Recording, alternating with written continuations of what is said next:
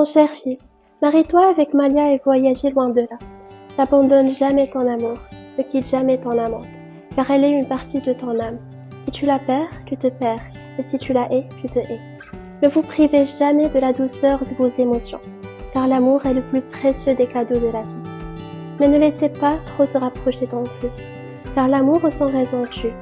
Mariez-vous et songez ensemble, mais que chacun de vous ait ses propres songes. Rêvez d'un bel avenir, mais que chacun construise avec l'aide de l'autre le sien. Goûtez du même verre d'ambition, mais ne buvez pas du même.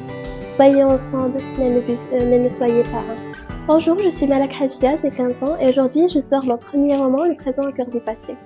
L'écriture était pour moi depuis mon plus jeune âge quelque chose de très important, c'était mon foyer.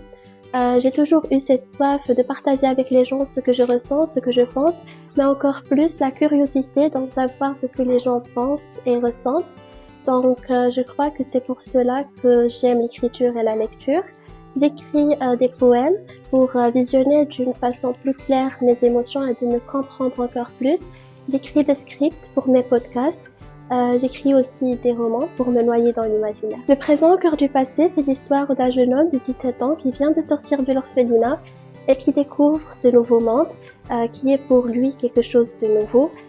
Il va chercher un travail, un foyer pour satisfaire ses besoins primordiaux, mais il se sentira toujours seul et il va sombrer dans des obscurités de vol, de mensonges, mais cela ne va pas durer bien longtemps puisqu'il va découvrir quelque chose qui est bien précieux que l'argent. Il va découvrir l'amour et il va commencer à se poser des questions sur son passé, sur sa famille.